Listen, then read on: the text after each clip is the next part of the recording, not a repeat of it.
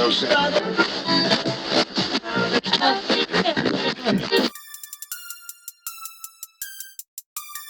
think it's our job to kind of talk to some of the younger guys that's going in, so you can kind of have a plan. And and the plan is not, to me, it's not really about the NFL. That wasn't easy for me to accept at the time, because it's again the journey versus the destination. Well, so it's that process that you.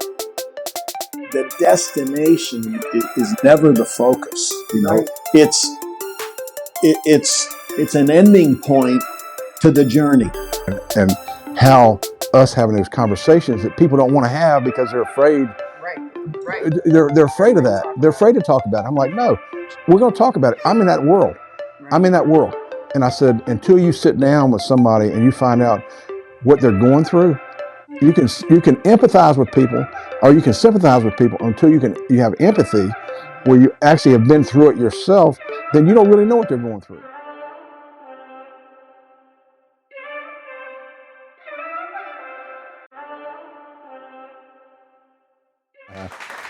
Oh, hello, everybody, and welcome to the Building Lives Through Sport Network podcast. We're now sitting here live in Atlanta, Georgia. We're actually outside Atlanta, Georgia, north in Gwinnett, with Chip Smith of Chip Smith Performance Systems. And I so appreciate you giving us this time today. Very impressive facility here. This is my first time, even though I met you a long time ago, back in 2008, first time ever coming to your facility. Very impressive what you're doing here for a long period of time, because you've been a trainer for how long? This was my 35th year in sports performance. I actually started training guys back in the 70s, but really started my sports performance business in 88. Okay, so there's a difference between training and sports performance? Yeah.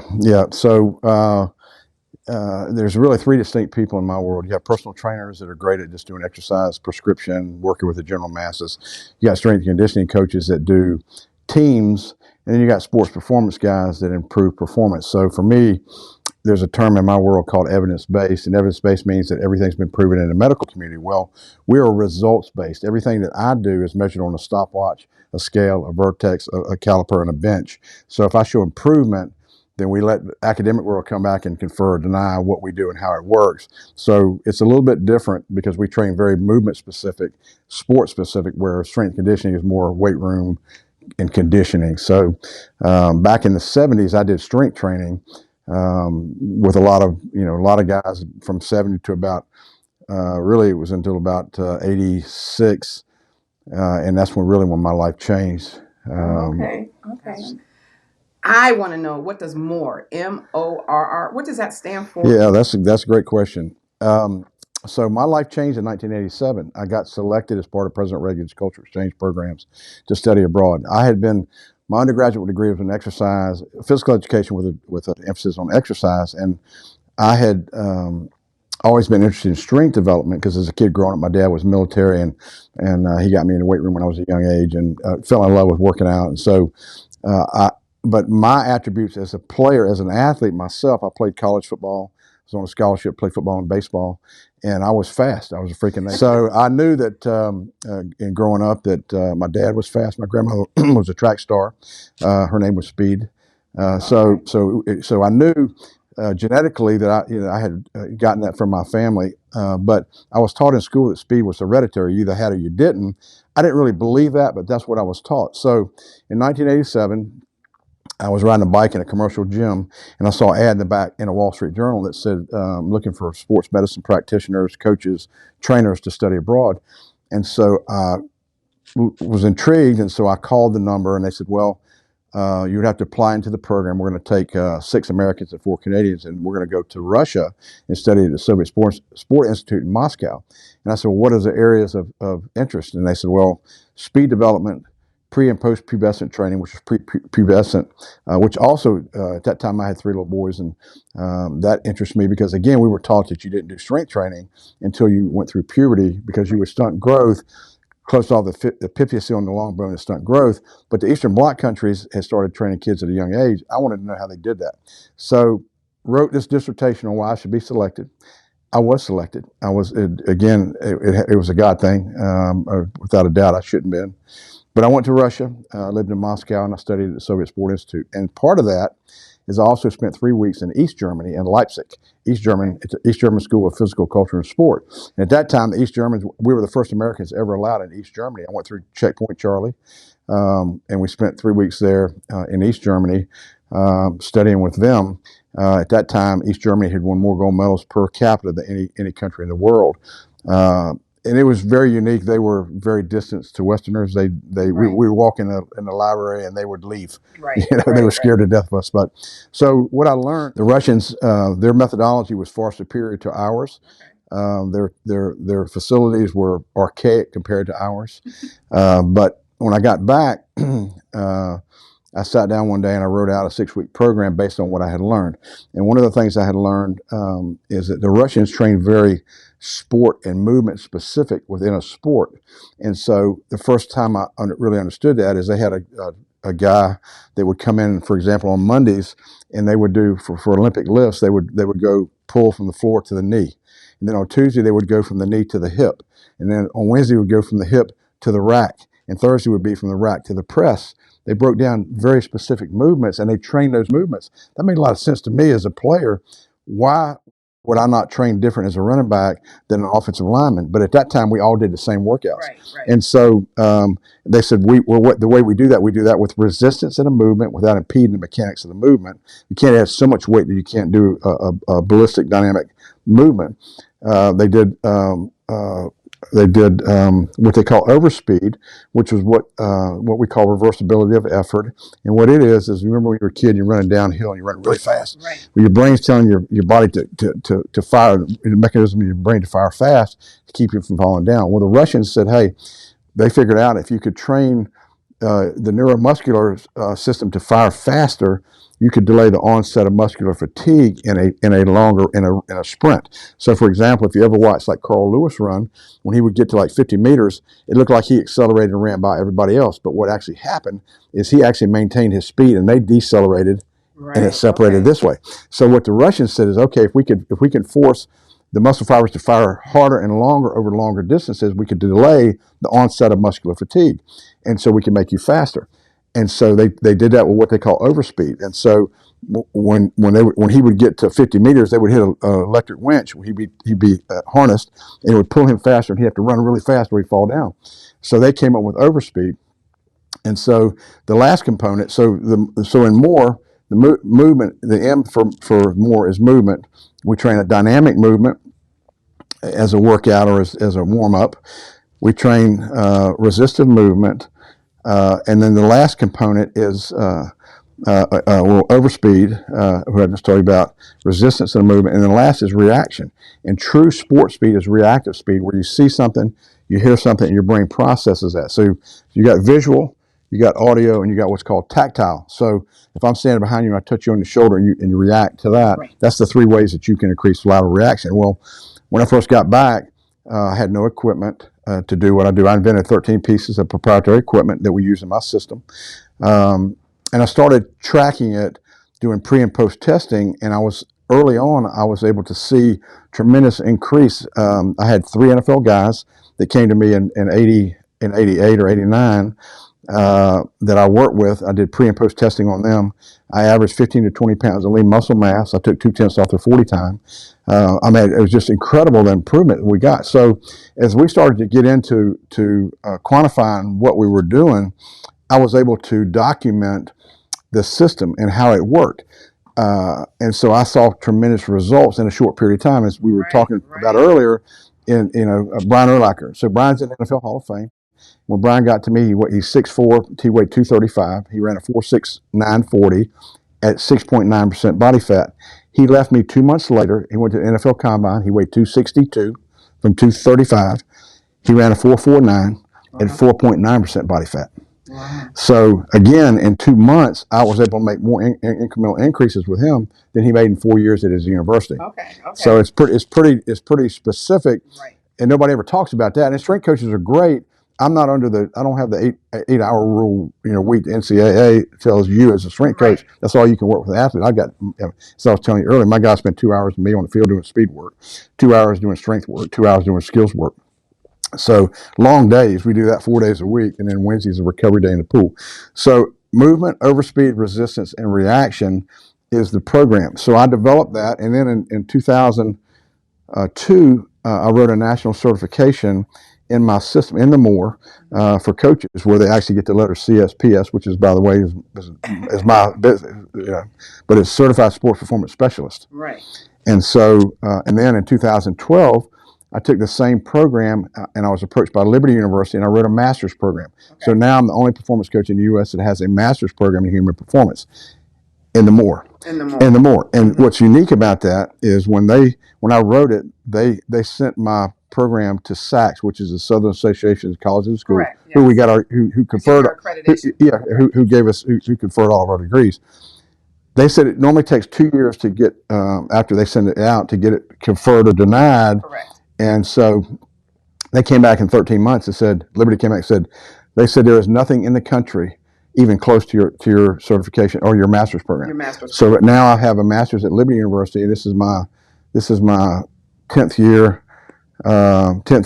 and I've averaged probably 90 kids a semester or a quarter in my master's program. Right. So again, we know that it works.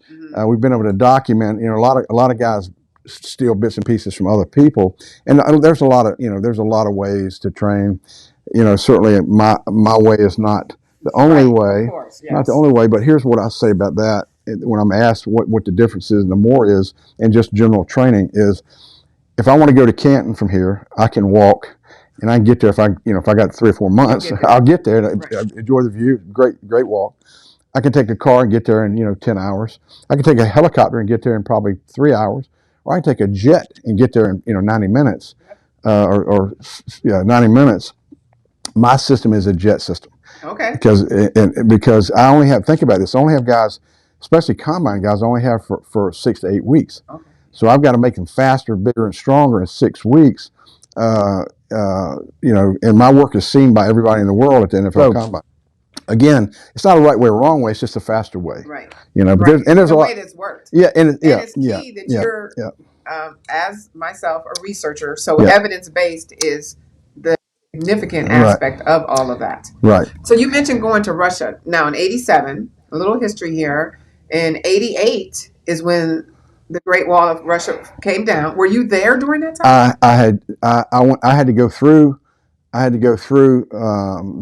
I came into Russia, actually into East Germany, but the wall was taken down with President Regan in '88. So I had just come home when that happened. But when I was there, it was a communist country. I had an interesting story. I had at that time there were 900,000 KGB agents who were in Moscow, and so I had a KGB agent assigned to me the whole time I was there. She was supposed to be an interpreter, but she was KGB. We all knew that.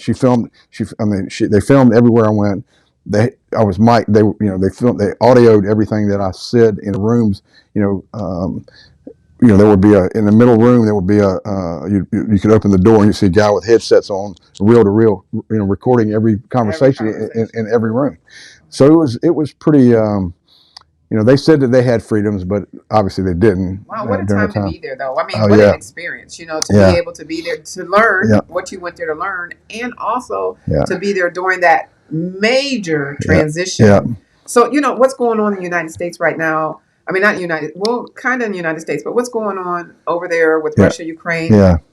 How's your heart? Yeah, it's been pulled 1,000 different ways, because when I was there, Ukraine was part of Russia. Right. That was they were a city within Russia, and so the Ukrainians are Russian people, right. And so it's like they're fighting. It's like the Civil War here. Correct. You're fighting against brothers and sisters, uncles and aunts, grandparents.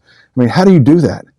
Really. I mean, my heart breaks for them. I mean, I've watched video of Russian soldiers throwing their weapons down and saying, I can't do this. I can't kill my brothers, my sisters, and I get emotional thinking about it, because it's really sad. I mean, it's really sad that that's going on in our world, and we definitely thought about you when all of this was happening because of your background. Because you stayed there a total of how long? 87? I was there for little less than a year. See, yeah. So, but here's what I've learned in my international travels. Because I lived in China for 2 years in Beijing, and I lived in Russia. Obviously, China's communist.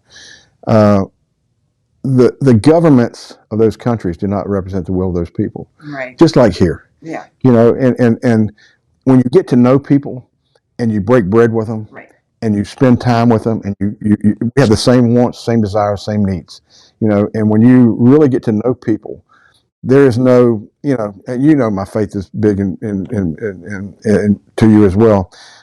God says two things: love Him first, above all, and love your neighbors yourself. And when you do that, there's no hate, there's no racism, there's no. Now, does it go in the world? Absolutely. But I as a person, was raised by a father who told me to love people. I never looked at my African American buddies. I grew up in the '60s. I grew up in the '70s when school was segregation. When I trained CAP, all the stuff that happened. I've had people, excuse me, I've had people come in and say, "Coach, why do you have his picture on your wall?" I say, "Do you have children?" And they'll say, "Yeah." I say, "Okay. Do you love your children?" "Yeah." "Okay. Well, he's one of my children." All these guys on the wall are one of my children. Right. Okay, I might not agree with everything. And I preface. I said I might not agree with everything my children do, but at the end of the day, I love them unconditionally. It doesn't matter what they do. I said, now let me talk about Colin. I said, and I feel very confident to talk about him because I trained him for 4 years. Right. Okay, I trained him his junior year in Nevada, his senior year coming out for the draft, 2 years in the NFL before all that stuff happened. I said, so let me make one thing perfectly clear. I support him. I said, his First Amendment right to do what he did, to speak out for social injustice. If you have a problem with that, you're the problem. Right. Personally. And I said, now, is it the right forum? I don't know. And I said, when all this stuff happened, everybody reached out to me and said, "Hey, Coach, you train Colin. What's your stand?" I said, "Well, my stand is I support him. Right. Okay, I love him unconditionally. Now, I would never in social media. I never reached out, never said anything. But I called him off the record, and I said, "Hey, I love you." And I said, "I'm not sure that that's the right form because the media is going to turn it on you. Right. That's what I'm afraid of." I said, "But as long as I love you, I'm going to tell you what I think." I said, "But do what you're doing is going to bring awareness, and you and I know that's a problem." Mm-hmm. I said, "So I love you. There's no." I support you. I got a call from the NFL Network's Steve Weish, and they'd heard kind of what I'd said, and they did a story and said, kind of Cap's trainer supports him, and somebody called me and I did this interview, and at the end I said, I said, it's unconstitutional what we're doing by not not listening to what he has to say. And I said, and the last thing I want to tell you is, in this interview, I said, I'm an old white dude. A conservative white dude. I said, so if you saw me walking on the streets, you'd probably think I'm a racist. I said, but because we can agree to disagree, I said, but that's not who I am. And then I told a story about, and I told him this, this was 2 years ago, I told a story about in Canton, I had a player from Oakland who played in the NFL. And the first time I saw him, and you might have saw him last year, I think I told you the story, but I walk in the training room, and there's a bunch of players there, in Canton, the Hall of Fame, and they're talking. And when I walk in before the presidential election, mm-hmm. and they're talking about Trump and they're talking about Biden, and it got quiet. And I was like, fellas, I walked in. I said, why'd you get quiet when I walked in? Mm-hmm. They said, Coach. I was like, no. Let's talk about this. Let's talk about the issues with both people. And they said, okay. And there was a young man sitting on the end of the table. And when I walked in, the first time I met him, it was his first day there. He had tattoos up his neck on his face. And I said, his name's Ethan Westbrook. And Ethan, I said, Ethan, I said, if you saw me walking on the street, I said, what would you think? He looked at the guys like, is this dude real? He goes, I said, no, I want to know. He said, I probably think you're just an old white racist dude. I said, you know what? You're exactly right. I said, now, we're going to talk about that. I said, but let me ask you, what do you think I think about you with all these tattoos on your face? Right. He goes, you probably think I'm a gangster. I said, you're right. I said, but I don't. And let me tell you why. His eyes lit up. I said, I love it. He said, really? Mm-hmm. I said, I love it. You know why, Ethan? Because every one of those tattoos on your neck and face have a story. And guess what? You're going to tell me those stories. Mm-hmm. I want to know those stories. We're going to eat lunch together. You're going to tell me those stories. We became like this, you know. And I told him at the end, I said, Ethan, you know, you're going to know two things. You're going to be in the best shape of your life. And you're going to know there's an old white guy that loves you unconditionally. And I said, you know, and he went all over social media about, you know, our relationship and how us having those conversations that people don't want to have because they're afraid. Right. They're afraid of that. They're afraid to talk about it. I'm like, no, we're going to talk about it. I'm in that world. Right. I'm in that world. And I said, until you sit down with somebody and you find out what they're going through, you can empathize with people, or you can sympathize with people until you have empathy, where you actually have been through it yourself. Then you don't really know what they're going through. And I said, so I want to always make sure that they're comfortable in the environment they're in. They know that I'm for them. Right. Okay. I don't care what color they are. I don't care where they grew up. I don't care any of that. I love them unconditionally. I said, football is this much of their life. It's the relationships and the people they surround themselves with for the rest of their life. So I know that you probably didn't want to hear about that. That's fine, because I was just explaining to someone, I can't remember who, that, like you brought up about Colin, first comes the awareness. Whether or not it's the correct place, time, platform, whatever, but first comes the awareness. That's but right. Once you become aware, that's when you gain knowledge. And from that knowledge, you have understanding, and then you can affect the change. So even though we Amen. might not agree on where and when and how, first comes the awareness. Now, Right. To me, the job was done to bring the awareness. Right. And it makes you want to know. Right. And understand whys Right. and what's going on. Right. And from that, you can Right. affect the change. Yeah, absolutely. But there's no way you can affect change if you don't have awareness. Yeah, that's you right. can't skip over it. That's right. So That's right. To me, yeah, and you have to have those conversations. When all that happened, you know, we were training one day, and again, I'm pretty humble about the guys I've trained. You know, it's never been about me; it's about them. Right. But I called them together. I said, "Hey, fellas," I said, "Do you guys know I was the guy that trained Colin Kaepernick?" A couple of the guys go, "I didn't know that." I said, "Let's talk about that," because it was rioting downtown Atlanta. I said, let's talk about that. And at first they were like, this is not real. I don't feel comfortable. And I was like, Right. no, man, we're family. Mm-hmm. We're family. I said, you know, let me just tell you this. I said, I don't allow racism in my facility. Okay, I don't hang out with those people. I don't want them in here. If I find out they are, I'll tell them to don't let the door hit them in the butt on the way out. I said, so this is your house. And I said, I will do anything to protect you because you're family to me. Mm-hmm. I said, so let's talk about it. I want to hear what's going on in your life. If I can support you, I want to support you. I want you to know that. I want you to know there's somebody that we can agree to disagree. It doesn't make me hate you. It doesn't make me a racist. You know, I don't care who you vote for. You do your due diligence. You vote for whoever's on your heart. Just do your due diligence. I said, that's private. That's your information. But if we can agree to disagree at the end of the day, on anything in life, but it doesn't change how I feel about you. And I want you to know that. And I said, you know, for us, that's more important for me, for you to know that I love you unconditionally. It doesn't matter what you do or whether we agree or disagree. At the end of the day, I'm in your corner. I'm here for you. I want to help you get to achieve your dreams and aspirations. That's why I'm passionate about doing what I'm doing. That's why the NFL alumni hired me to come to Canton, not only to be the performance coach for what we're doing there, but because of the diversity program. I've got, 99% of my family is African American. I've got over 3,000 players that I've trained, and a lot of them want to get into coaching. And so a lot of those guys that have come to Canton to have worked, they're doing internships there, were my guys. Right. Guys that I've said, hey, I trained this guy. He's now coaching in college. He wants to do an NFL. So again, when you love people unconditionally and you're there to help them, that's why for me, my daddy told me a long time ago, he said, and I tell all my coaches, if you want me to like you,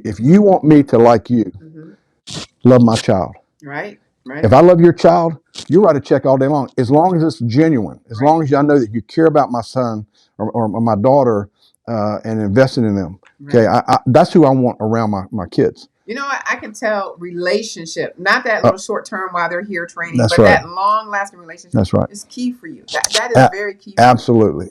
Absolutely. You know, I want to know. You mentioned going to China. How many different countries have you done performance work with? I think we had figured actually yesterday. I think 31. 31 countries. Yeah.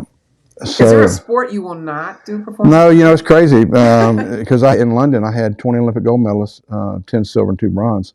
I had gold medalists in table tennis, badminton, 3-meter diving, judo, weightlifting, volleyball.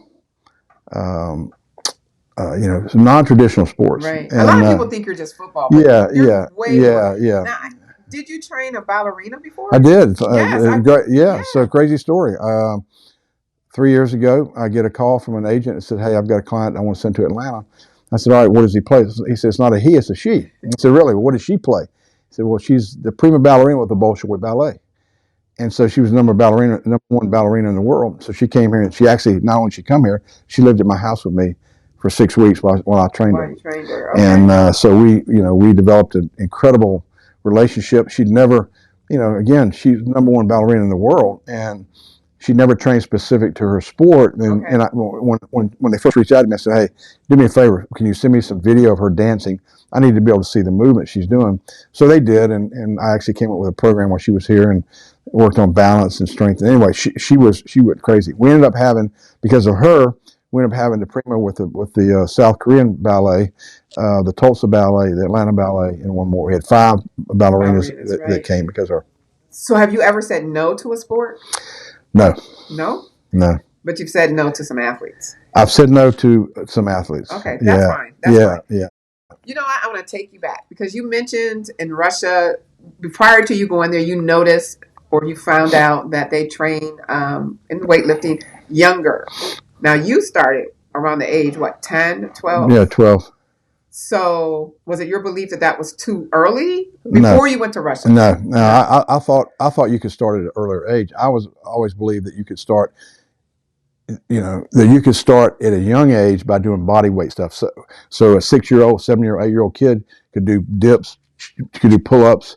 I mean, my 5-year-old granddaughter could do 10 chin-ups. She comes in here and when she walks in, the guys freak out because she's 5 years old. She does chin-ups. But I think at that time we were told that you couldn't do that because it would stunt your growth. Right. But I didn't really believe that because, again, I started weight training before puberty myself. Right. And when I got into high school, I was already stronger than any of the guys that I played with. So were you lifting weights or you were just using your body mass? No, I was lifting weights. My daddy had me lifting weights when I was probably 10 years old. Oh, wow. Okay. So I knew it had worked for me. But when I went through puberty, I got way stronger, but I was, the form and learning the proper lifts, I had learned at a young age. So what is the age? What is the age that you should start working on your performance? You can do 8 years old. 8 years old? Yeah. Okay. Yeah. Because there's a lot of controversy on when. Yeah. And now weight training is different. Weight training, here's what we say. You do high reps, 10 reps or more. You never go more than 50% of your body weight. So if I weigh 100 pounds, I'll never lift more than 50 pounds. Okay. So half of your body weight would be the max that you'd ever lift. So we don't go heavy, but we teach technique and during that time. So when you went to Liberty, they didn't really have sport programs because you were offered scholarships at other schools, but you didn't go. Right. So why go to Liberty? Well, that's a great question. I was a really good football player in high school. And I was my 4 official visits were University of Tennessee, University of North Carolina, Naval Academy, and Virginia Tech. I was offered Virginia Tech, Naval Academy, and UNC. I was not offered at Tennessee. Tennessee's where I wanted to go. But I also played baseball, and I was a good baseball player. Well, none of those schools would let me play both. So at the last minute, I get a call from the chancellor of Liberty and said, and it was a God thing. He was in North Carolina speaking at a church, and my aunt was in a church in Greensboro. And after the service was over, Dr. Jerry Fowler went back to her house and was talking to her and telling her he had started a Christian university called Liberty University. And and he was going to start a sports program. And my aunt said, "Well, my nephew's a really good football player. He's also a Christian. You might want to call him." And so he reached out and said, "Hey," I answered the phone. He says, "This is Dr. Jerry Falwell. I'm starting university, and I'd like to come down to Virginia Beach and talk to you about coming to Liberty." And I was like, "Well, I'd actually committed to play football at UNC." I said, he goes, "Well, I still like to come down and pick you up." So he comes down, flies down, picks me up. We fly to Little Rock, Arkansas for at that time they had a thing called I Love America rally, and so we flew out there. And during that time, he asked me what I really wanted to do. I said, "Well, I love football, obviously, but I love baseball, and at UNC they weren't going to allow me to do that." And he goes, "Well, if you come to Liberty, you can do both." I said, "Really?" He said, "Yeah, you can play football and baseball." And at that time, if I really didn't,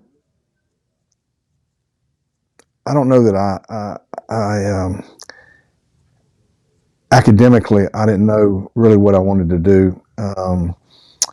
And so all those schools that had recruited me were good, were good schools. But I really want to play baseball too. And so I said, "You know what? Okay, I'll switch." So I decommitted and committed. So I was the very first scholarship player in the history of Liberty University. I scored the first touchdown in the school's history. I had the first hit in baseball. So I played 4 years of football and baseball, and I played on some great baseball teams. My senior year, we beat the University of South Carolina. They were ranked number 2 in the nation, and we beat them.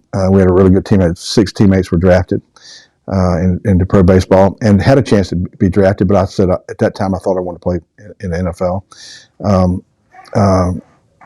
So I had a good career. I set records there. In 2010, I was inducted to their Hall of Fame. So the year you went to Liberty was the first year they had sports. Yes. Yeah, they had nothing. What was that like? Being It was really tough, to be honest with you. Number one, being the first athlete, I didn't really have any friends. I mean, and I want to say that, not that I was better than anybody else. It just, being very competitive. I played at a big high school and in a really good, hotbed, Tidewater, Virginia.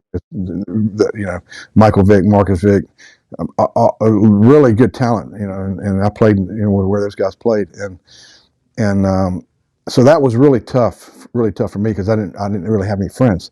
When I say that, I mean I'm very social, and not to have people that related, because they didn't. I mean, there was no guys there to play sports, so that was tough. And in fact, probably for the first 3 months, I probably called my dad every day and said, "Hey, get me out of here. I'm going to transfer."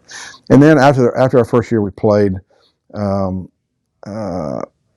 My teammates, they recruited guys from all over, and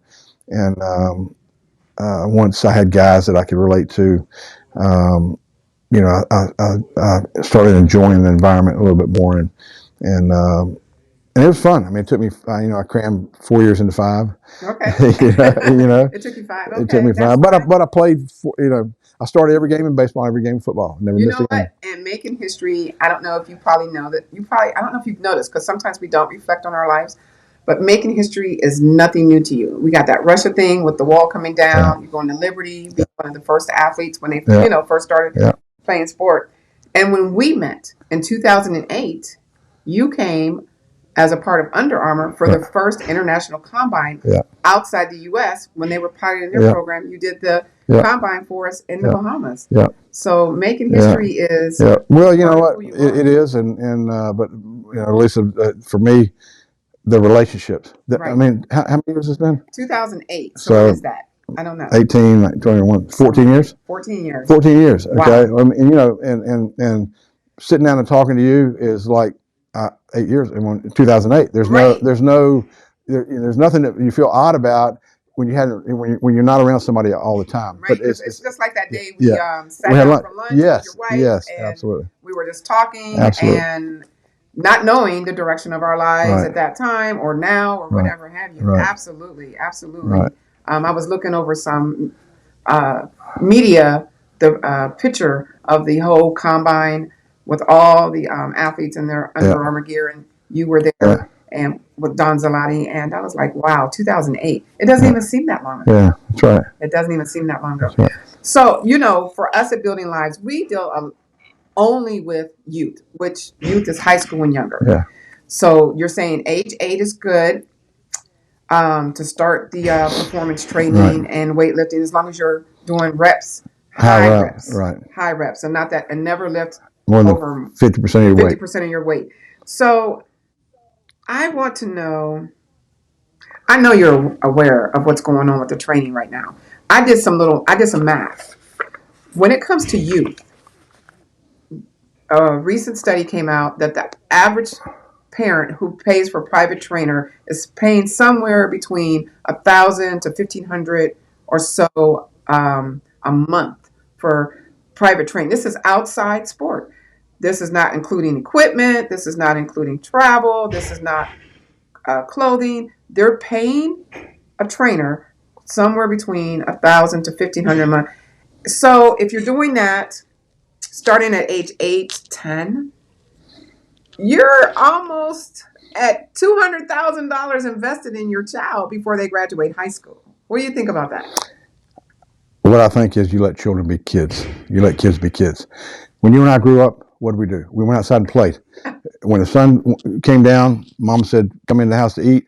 We were in the woods playing. We were riding our bicycles. We were running. We were playing, chasing. The problem that I see as a coach, and it's pretty pervasive, is a lot of these guys that I get in the NFL are great football players, but they're not good athletes. Okay. Kids that grow up playing multiple sports, football season for football, baseball, basketball, they ride skateboards, they run track, they climb trees. All those kids are great athletes, so they can adapt to any sport. So as a parent, when my kids were little, I said, look, you play whatever you want to play. The only rule I have is once you start, you're going to finish. Okay, I don't care what it is. Yep. You like it or don't. Once you commit to it, we're gonna see it through.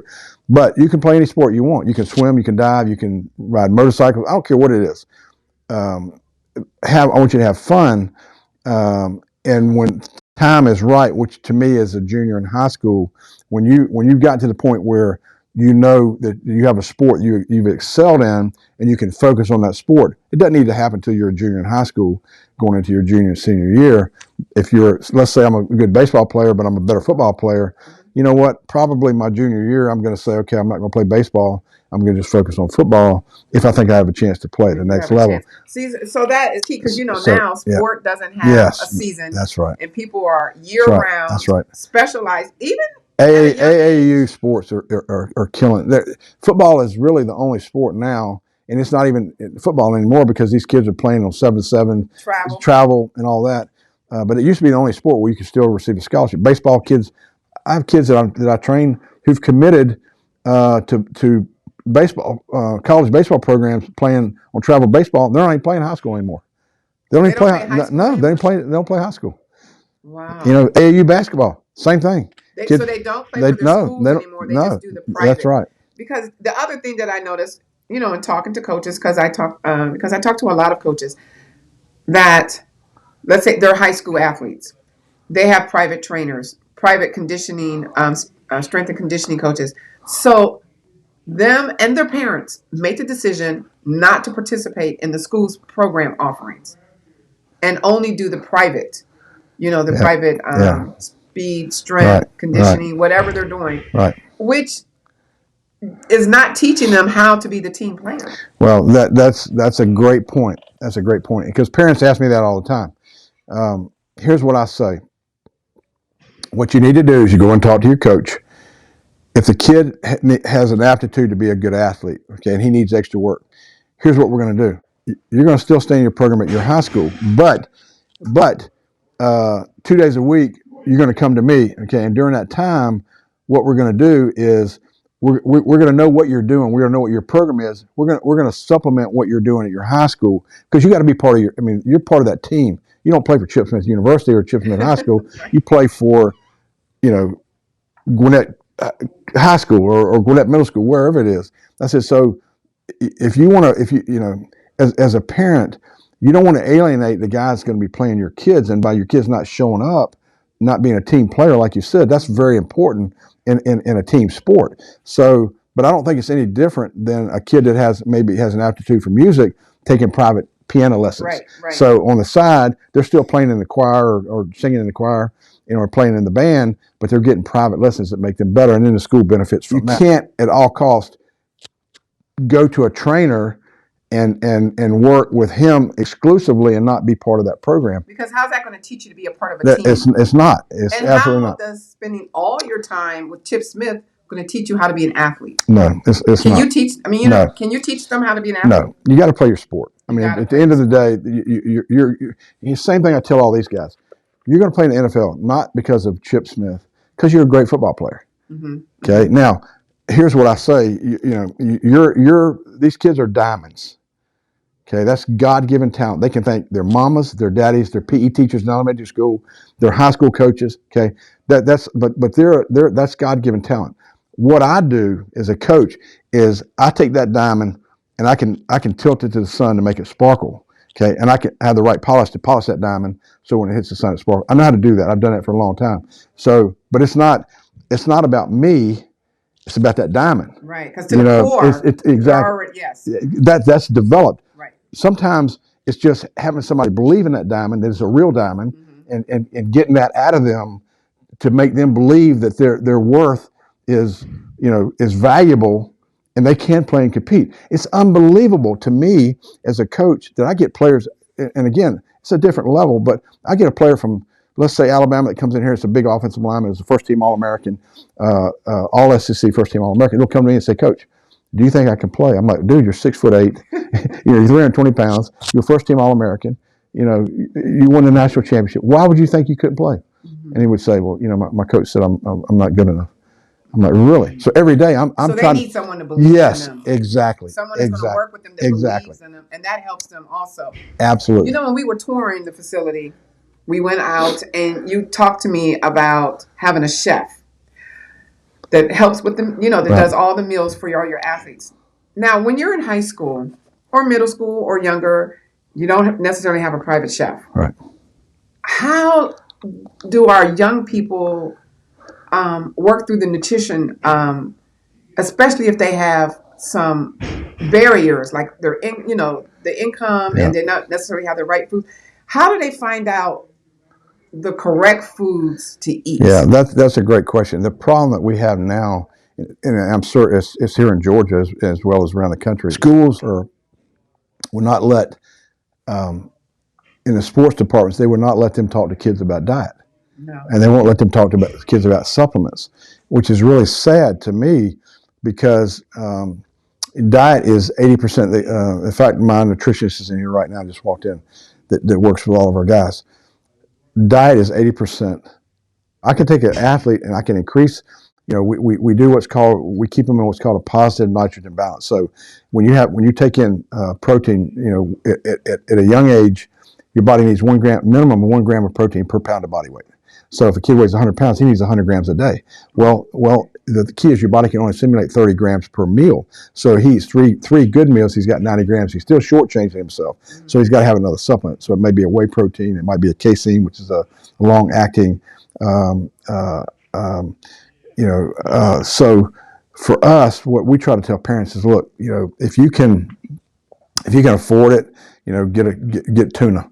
And get a can of tuna, and every 3 hours tell your kid to open that can of tuna and pop it in his mouth. Just plain tuna. Yeah, just plain tuna, and that's protein.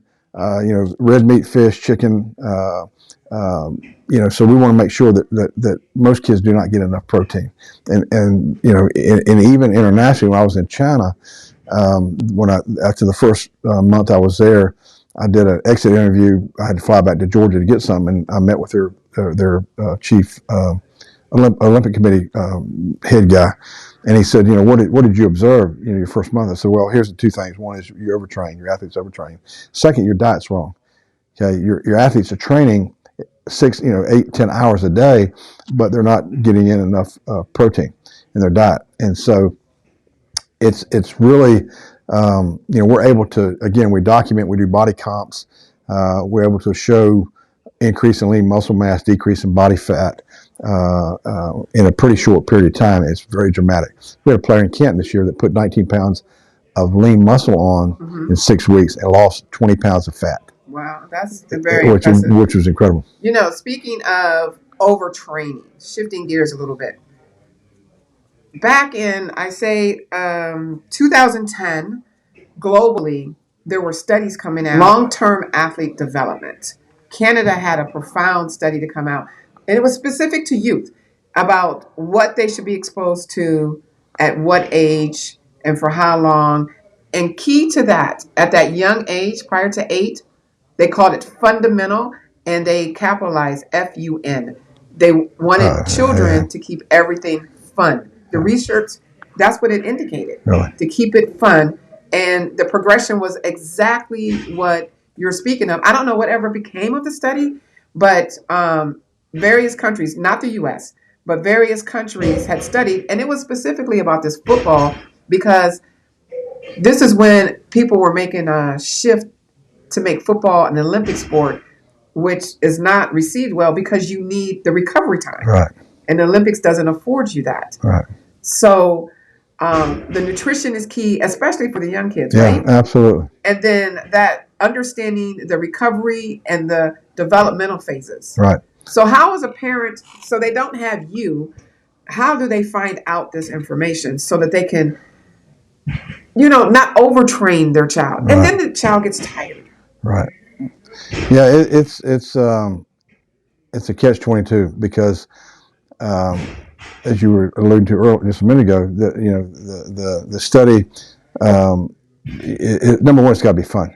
If kids are having fun and they're competitive, you can train them all day long. If they think they're competing and against somebody else, they'll run and jump and do that, and they burn a million calories doing it. But when you make it work for them, it changes the dynamics. So I think for kids as parents, again, like you said, they've got to do things that are fun for them by letting them compete. Whether it's a relay race, we do a drill here, even with pro guys, called Mama Bird. It's a 5 yard. We take 5 cones, and 5 cones here and 5 yards apart. We put 5 tennis balls, and we say this is the nest, and the mama bird's got to go out and get the babies and bring it back to the nest. So they run back and forth and put them, and they compete. We let them compete. It kills them. It wears them out. But at the end, they're like, "Oh, that's so much fun." But if I was to stand there and blow the whistle, make them run sprints, they'd hate my guts. Yeah. But they compete against each other because they're competitive and competitors. That drill that is a purpose for change of direction and especially combat drills in 5 yards increments. They love it and they compete and they have fun. So I think as parents, the resources. There are diet resources for young kids. Here's what I want to say about that. When kids are active, they're burning 8-10 calories per minute. It's going to be really hard for them to, if they're active, it doesn't really matter what they eat. Mm-hmm. They're going to burn calories. They just need to take in, calories. It takes about 15 calories to sustain 1 pound. So 15 times their weight is what their basal metabolism would be. You're trying to figure that out. And then, you can add 500 calories on that if they're active, or if they're not, decrease at 500 calories, but if they're trying to lose weight. But that gives them an idea of where their kids are without tracking, writing down everything they do for that is so significant. I heard you say the fun for even the pro guys. Even the veterans, fun. So I was thinking the fun stops, but you're saying the fun should never stop. Right. I say this all the time. People are like, "Oh, Coach, you got the best job ever." I said, "You know what? I'm a glorified PE teacher. That's really all I am. My kids are bigger than yours, but they're still kids. I mean, they're playing, and this is what I tell them all day long. I'm like, fellas, you are getting paid to play a sport. Think about that. Dude, I get to come to work every day in shorts, and a T-shirt. I wear tennis shoes. When I speak to kids and I on career days, I walk in there like, They're like, what do you think I do? You must be a PE teacher. I'm like, no, but I'm a glorified PE teacher. It's the same thing. Making it fun for them. It's hard work. At the end of the day, it's hard work. We're not going to sit here and tell you it's not. It is. But we worry about the things that we can control, which is your work ethic, your preparation, your attitude. Who drafts you, what round, what team, we leave it up to the Lord. He's going to put you where you're supposed to be. And, when you believe that, it takes all the pressure off. But as much as we can have fun to do that and keep it interesting, that's what we do. And I think for me as a coach, I think that's probably been the difference in me, other than I have another term called purposeful. And everything that I do as an athlete, with an athlete, has a purpose to make them better at something they do. When they buy into that process, then they're all in, and so they'll do whatever you tell them to do, because they know there's a lot of guys, there's a lot of jerseys on the walls, there's a lot of balls that guys that they look up to, they went through the same process. And so, but again, at the end of the day, for me, I want to make sure that it's about them. It's about having fun when they come in every day and they're like, I don't really want to be here today. I don't holler and scream at them. They're pros. I say, if you don't want to work, that's up to you. Mm-hmm. Here's the program. If how much better you get depends upon how hard you work. But if you don't want to work, I'm probably not the right fit. That's my problem, So I have to do the commitment thing. I gotta, that's definitely my downfall. Probably a lot of people, it's hard to stay committed. It's really hard. Absolutely. I just want to say thank you so much, for taking the time. And I just have one thing that we close our podcast with. So I'm going to ask you a question, and you just tell me the first thing that comes to your mind. Okay. When I say building lives, what's the first thing? For me, it's eternal significance. Eternal significance. Okay. When I say sports network? I say relationships. Relationships. Yes. Thank you so much. I so appreciate you. Thank you. That was great. We are done.